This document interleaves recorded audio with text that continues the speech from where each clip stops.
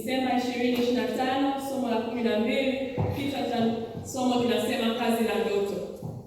Somo hili la utume linaletwa na Jenny kutoka nchini Chile. Jenny anasema alikuwa na ndoto na shauku kubwa ya kuwa missionary kuanzia akiwa binti mdogo. Na ndoto yake ilikuwa siku moja aweze kuwa missionary mkubwa duniani.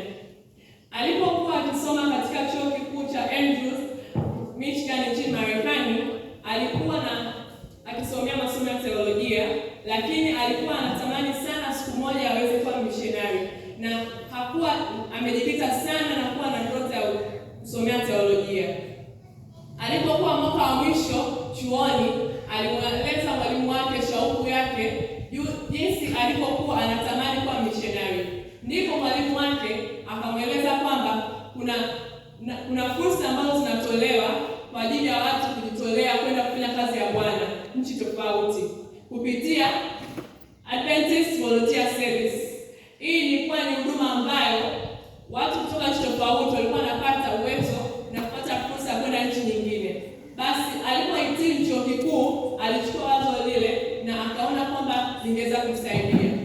Ndipo alipotembelea tovuti ya Vivid Faith Organization alipokuwa amerejea nyumbani, na alipata kuona nafasi za kazi ambazo zilikuwepo, na mojawapo ilikuwa kufundisha Kiingereza katika nchi ya Chile. Yeye alikuwa ni Marekani ambaye alikuwa anaishi Michigan, lakini alipendezwa sana na kuelekea Chile. Ndipo alipotuma nafasi za maombi kwa kuwa mwalimu wa Kiingereza katika shule huko Chile. Maombi yake alikubaliwa na walimu wa hicho chuo. Walimuona kwamba anaweza akafundisha kulingana na wasifu wake, wakamkubalia na akapanda ndege kuelekea Chile. Alipofika Chile, alipanga kuishi huko, kufanya kazi huko kwa mwaka mmoja, na baada ya mwaka mmoja alitegemea kurejea nchini kwake Marekani, lakini mambo hayakuwa hivyo. Alipoenda kufundisha mwaka wa kwanza, siku zilienda haraka sana, hatimaye mwaka wa kwanza ukaisha. Alipokuwa huko alikuwa anafundisha masomo ya Biblia, urafiki na urafiki, na ilionekana kwamba alikuwa ni mwalimu mzuri. Kwa hiyo kulingana na pale ambapo alikuwa akifundisha, wakamuomba kwamba aendelee kufundisha mwaka wa pili. Alipokuwa akifundisha mwaka wa pili, aliona kwamba Mungu alikuwa anamuita aendelee kukaa pale. Ndipo mwaka wa pili ulipoisha, hatimaye mwaka wa pili ulipoisha, yeye akiwa Chile alikuwa na uwezo wa kuongea Hispania. Kwa alikuwa anaweza kuongea lugha mbili, Kiingereza na Hispania. Na mwaka wa pili ulipoisha, alipokuwa anatarajia kurejea nyumbani kwao, ndipo shirika la Adventista Sabato lilikuwa linahitaji mtu wa kufanya kazi ya Bwana, lakini kijana huyo awe na uwezo wa kuongea lugha mbili. Aliona hii nafasi ambayo Bwana alikuwa amempatia yeye kwa kuendelea kutangaza neno lake. Alijiandikisha na akawa karani, lakini pia akawa anafundisha walimu kanisani, kwani alikuwa anaweza kutumia lugha zote mbili na watu walikuwa wanaweza kumwelewa vizuri. Aliishi huko kwa mwaka wa 3, akafanya kazi hiyo kwa miaka 3, mwaka wa 3, wa 4 na wa 5. Alifurahia kufanya kazi hiyo ya missionary katika nchi ya ugenini, lakini baada ya muda, kwa kuwa aliishi muda mrefu na pia aliolewa na kijana ambaye alikuwa ni Chile, kutoka nchi ya Chile. Kwa hiyo alipata uraia wa Chile na akawa raia wa Chile kihalali.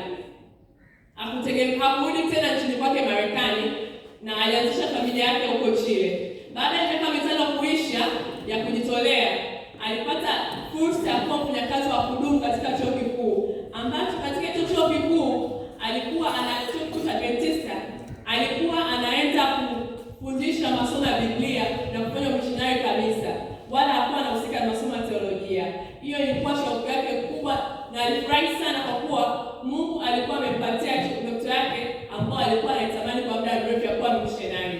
Na aliweza kufundisha hapo kwa miaka mingine, na anasema kwamba aliondoka nyumbani kwao nchini Marekani akitegemea atarejea baada ya mwaka mmoja, lakini anasema Bwana alikuwa akimuita, na pale alikuwa anahisi kwamba ni sehemu ambayo Mungu alikuwa anataka awepo, ilikuwa ni sehemu sahihi kwa ajili yake. Nasemaje?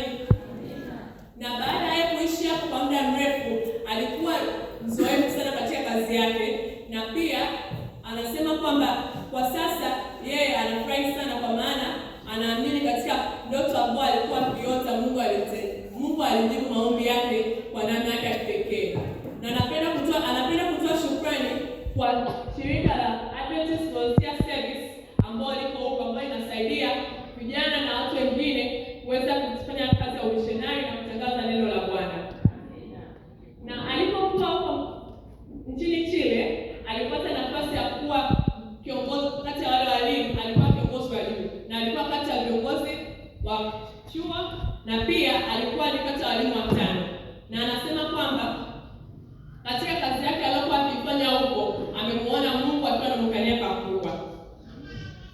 Sadaka ya Sabato ya 13 ya robo hii, ambayo pia inajulikana kama sadaka ya mradi ya utume ya robo, itatekeleza katika miradi miwili katika chuo kikuu cha Adventista kilichopo Chile. Mradi wa kwanza ni kufungua kituo cha huduma ya kujitolea Adventista ambacho kinawatuma wamissionari 30 kila mwaka duniani kote. Kituo hicho kitakuwa na madarasa 5 ya kufundisha wanafunzi jinsi ya kuwa missionari na ukumbi wenye viti 250. Katika mradi wa pili wa chuo kikuu, mabweni yatapanuliwa ili kuruhusu wanafunzi 50 zaidi kusoma katika eneo la chuo. Kwa sasa chuo kina wanafunzi takriban 3,000, wengi wao si Adventista Sabato na wanaishi nje ya chuo. Vyumba vingi vya mabweni vitakuwa wazi kwa wakati wote, lakini kunahitajika zaidi kwa wanafunzi wa teolojia na walimu wanaotokea maeneo ya mbali na wanasoma ili kufanya kazi ya Bwana katika makanisa na shule za Adventista. Asante kwa kutoa sadaka yako ya ukarimu. Taarifa ya haraka. Cape Horn ni nchi ya kusini katika Amerika Kusini. Kabla ya mfereji wa Panama kujengwa, meli zililazimika kuzunguka bara lote la Amerika Kusini ili kufika kutoka Ulaya na bandari za Atlantic hadi Pacific. Ilikuwa ni njia hatari sana kwa sababu Cape Horn inajulikana kwa upepo ukali na mawimbi hatari. Watoto wanaoishi maeneo ya vijijini nchini Chile hulazimika kuamka mapema sana ili kutembea kwenda shule na kukutana na mabasi. Wengi husafiri zaidi ya saa 2 kwenda na kurudi shule. Katika